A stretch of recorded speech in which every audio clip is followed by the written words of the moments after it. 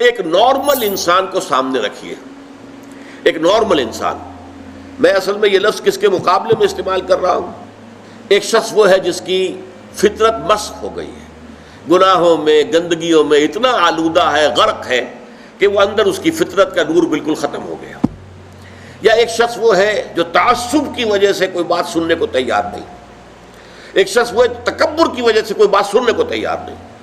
تو یہ میں ان کو ایب نارمل کہہ رہا ہوں. نارمل آدمی فرض کیجئے کہ وہ بت پرست بھی ہے یا کوئی اور ہے، کسی اور مذہب کا عقیدہ اور نظریے اور خیال کا اور فلسفے کا حامل ہے، آپ اس کو کنورٹ کرنا چاہتے ہیں اسلام کی طرف، تو کیا طریقہ ہوگا؟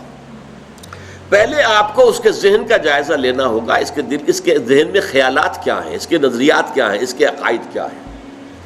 سب سے پہلے آپ کو ان کی تصحیح کرنی ہوگی. غلط عقائد، غلط نظریات سے دماغ کو پاک کر کے صحیح جو خیال ہے اور صحیح جو نظریہ ہے اور صحیح جو حقیقت ہے، توحید، معاد اور رسالت کے اصولوں پر اس کے فکر کو تعمیر کرنا ہوگا.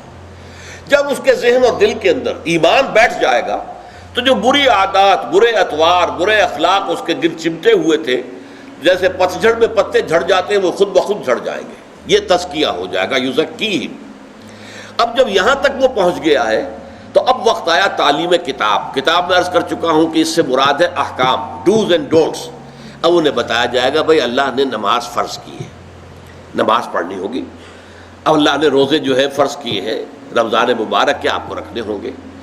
اگر آج چھوٹتے ہی اسے نماز کہیں گے، جیسا کہ ہمارے بہت سے لوگ کرتے ہیں اپنے بچوں سے، بھائی نماز پڑھا کرو. اب وہ یہ دیکھتے ہی نہیں کہ آپ نے جس تعلیم گاہ میں اسے بھیجا ہوا ہے وہاں تو اس کے دماغ میں کچھ اور ہی خناس پیدا ہو چکا ہے. اس کے ذہن میں ڈارونزم بیٹھا ہوا ہے. وہ سمجھتا ہی نہیں کہ انسان کیسے پیدا کیا گیا، تو ایک حیوان ہے، بس ذرا سا ارتقاء یافتہ حیوان ہے اور بس ختم. یہ کیا خلیفۃ اللہ اور یہ کیا مسجود ملائک، کس بلا کا نام ہے؟ اس کے دماغ میں وہ بات فٹ بیٹھتی نہیں. اس کے دماغ میں مارکسزم بیٹھا ہوا ہے، اس کے دماغ میں فرائڈزم بیٹھا ہوا ہے، اس کے دماغ میں لاجیکل پازیٹیوزم بیٹھا ہوا ہے، یا کچھ اور ہے. یہ تو میں اپنے بچوں کی بات کر رہا ہوں نا، اس لیے کہ ان کے بت پرستی تو ان کے دماغ میں نہیں ہے الحمدللہ، لیکن یہ چیزوں تو ان کے دماغ میں ہے نا. تو پہلے آپ ان کے دماغ کی تطہیر کیجئے، ان کے فکر کی تصحیح کیجئے، ان کے خیالات صحیح بنیاد پر استوار ہو، تب کہیں کہ نماز پڑھو. ورنہ محض یہ نماز پڑھا کرو تو انہوں نے نماز نہیں پڑھی، ڈانٹ دیا آپ نے، اس سے کچھ حاصل نہیں.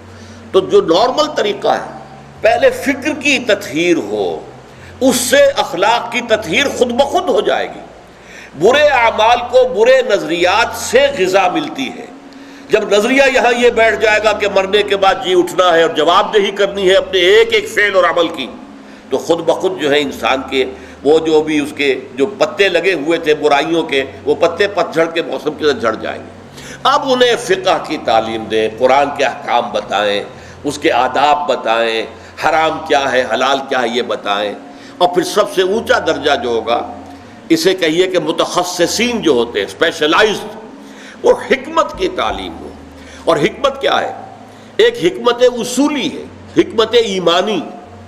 حکمت ایمانیہ راہم بخواں، یہ بڑا عمدہ شعر ہے مولانا روم کا. چند خانی حکمت یونانیہ. کب تک یونانیوں ہی کی حکمت اور فلسفہ پڑھتے رہو گے؟ افلاطون نے یہ کہا اور ارسطو نے یہ کہا اور سقراط نے یہ کہا اور فلاں نے یہ کہا اور یہ ریئلزم ہے اور یہ جو ہے آئیڈیلزم ہے. کب تک ان چکروں میں رہو گے؟ چند خانی حکمت یونانیہ، حکمت ایمانیہ راہم بخواں. ایمان کی حکمت پڑھو، وہ فلسفہ کہ جس کے نتیجے میں ایمان وجود میں آتا ہے. تو وہ حکمت ایمان ہے. اور ایک حکمت احکام ہے. حکمت احکام کیا ہے؟ یہ چیز کیوں فرض کی گئی، اس کی آپ کو وجہ معلوم ہو جائے. یہ چیز کیوں حرام کی گئی، اس میں ہمارے لیے کیا فائدہ ہے. یہ در حقیقت ہماری بہبود کے لیے، ہماری بھلائی کے لیے، ہماری خیرخواہی کے لیے کام دیے گئے. جب یہ چیزیں معلوم ہوتی تو اب شریعت بھاری نظر نہیں آئے گی، بلکہ وہ شریعت تو آپ کے اپنے دل کی آواز ہوگی کہ ہاں ایسا ہی ہونا چاہیے، فی الواقع یوں ہی ہونا چاہیے تھا. دیکھنا تقریر کی لذت کہ جو اس نے کہا میں نے یہ جانا کہ گویا یہی میرے دل میں ہے. یہ ہے natural process of converting a person to Islam and ایمان. اس طریقے سے حضور صلی اللہ علیہ وسلم نے لوگوں کو تیار کیا. پہلے قرآن مجید ان کو پڑھ کر سناتے رہے، جن کے اندر فطرت جو ہے ابھی کچھ بھی بیدار تھی، تھوڑی سی بھی، چاہے کمزور تھی، مزمحل تھی، اندر روح جو ہے وہ ابھی مری نہیں تھی، وہ کھنچ کر آ جائیں گے. جیسے کہ میگنیٹ جو ہے وہ لوہ چون کو، لوہے کی چیز کو کھینچ لیتا ہے. وہ کھنچ کر آ جائیں گے. اب ان کو قرآن مجید کے ذریعے سے ایمان کی تعلیم اور قرآن مجید کے ذریعے سے ان کا تزکیہ اور قرآن مجید کے احکام کی تعلیم اور قرآن مجید کی حکمت کی تعلیم، یہ چاروں چیزیں قرآن سے متعلق ہیں. اس لیے کہ حضور کا اعلیٰ انقلاب قرآن ہے. اتر کر